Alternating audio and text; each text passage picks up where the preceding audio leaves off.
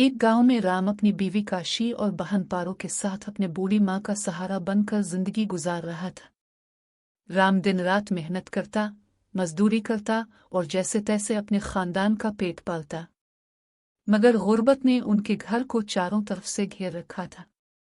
राम की बहन पारो की शादी में उसने अपनी सारी जमा पूंजी खर्च कर दी थी और अब घर में 2 वक्त की रोटी का भी ठिकाना नहीं था।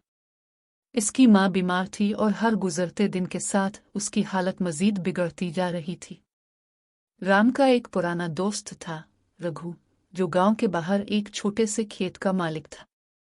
वो राम को हमेशा मेहनत की तारीफ करता और इसे हिम्मत दिलाता कि एक दिन हालात बदलेंगे।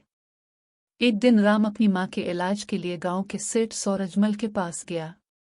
सौरजमल ने राम की मदद तो की, लेकिन सख्त शर्त रखी कि पैसे वक्त पर वापस करने होंगे वरना जमीन गिरवी रखनी पड़ेगी। राम के पास और कोई चारा न था। उसने शर्त मान ली और अपनी माँ के इलाज के लिए पैसे ले लिए। लेकिन राम की बदकिस्मती खत्म होने का नाम नहीं ले रही थी। महीनों के इलाज के बावजूद इसकी माँ का इंतकाल हो गया। राम के पास न कोई बचत थी न कोई जरिया कि वो सेठ का कर्ज वापस कर सके। इसका दिल टूट गया, लेकिन काशी ने उसे हिम्मत दिलाई और राम, हमें अपनी हिम्मत नहीं हारनी चाहिए। खुदा एक न एक दिन हमें इस मुश्किल से निकालेगा, काशी ने तसल्ली दी। राम ने फैसला किया कि अब वो नए सिरे से जिंदगी शुरू करेगा। एक दिन रघु ने राम को मशवरा दिया, तुम जंगल से लकड़ियां काट कर बेचना शुरू करो। लोग शहर में लकड़ी खरीदने आते हैं, तुम्हें इसमें काफी फायदा होगा। राम ने रघु की बात मानी और जंगल में लकड़ी काटने लगा। कुछ दिनों में उसका कारोबार चल निकला। अब वो खुद को कुछ बेहतर महसूस करने लगा था, लेकिन कर्ज की फिक्र हमेशा उसके सर पर मंडलाती रहती थी। इसी दौरान एक नया किरदार कहानी में दाखिल हुआ, कलवान नामी एक चालाक और ताकतवर गांव का आदमी, जो जंगल का ठेकेदार बन चुका था। कलवा ने राम को धमकी दी कि अगर वो जंगल से लकड़ियां काटता रहा तो इस पर जुर्माना लगेगा, क्योंकि वो इस इलाके का नया हाकिम है।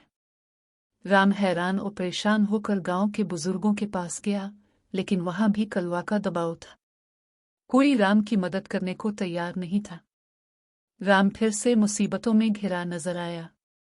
एक दिन जंगल में काम करते हुए कलवा के आदमियों ने राम को मारा पीटा और उसका सारा सामान छीन लिया। राम अपने जख्मों के साथ घर पहुंचा और मायूसी के आलम में बैठ गया। काशी ने इसे देखा और कहा, राम, हम इतने बेबस नहीं हैं। हमें कोई और रास्ता निकालना होगा। हम तुम्हारे दोस्त राजू के पास चलते हैं, वो शहर में बड़ा आदमी बन गया है, शायद वो हमारी मदद कर सके। राम और काशी शहर जाने के लिए निकले और राजू के घर पहुंचे। राजू ने अपनी पुरानी दोस्ती को याद किया और राम की मदद करने का वादा किया। राजू ने राम को शहर में एक छोटा सा दुकान खोलने का मौका दिया, जहां वो लकड़ियां और देही मसनूआत बेच सकता था। राम की दुकान चल निकली और वो आहिस्ता आहिस्ता कर्ज उतारने लगा। सेठ सौरजमल ने भी राम की तरक्की देखकर उसे मजीद कारोबार में हाथ बटाने का मशवरा दिया। राम ने भी सौरजमल की बात मानी और नया कारोबार शुरू किया। राम की मेहनत और काशी की हिम्मत ने उनकी जिंदगी को बदल दिया। उनका कारोबार अब खूब चल रहा था और उन्होंने न सिर्फ अपना कर्ज चुकाया बल्कि गांव में एक नई हैसियत भी बना ली थी। कलवा भी अब राम के आगे झुक गया था और राम की इज्जत गांव के हर फर्द की जुबान पर थी।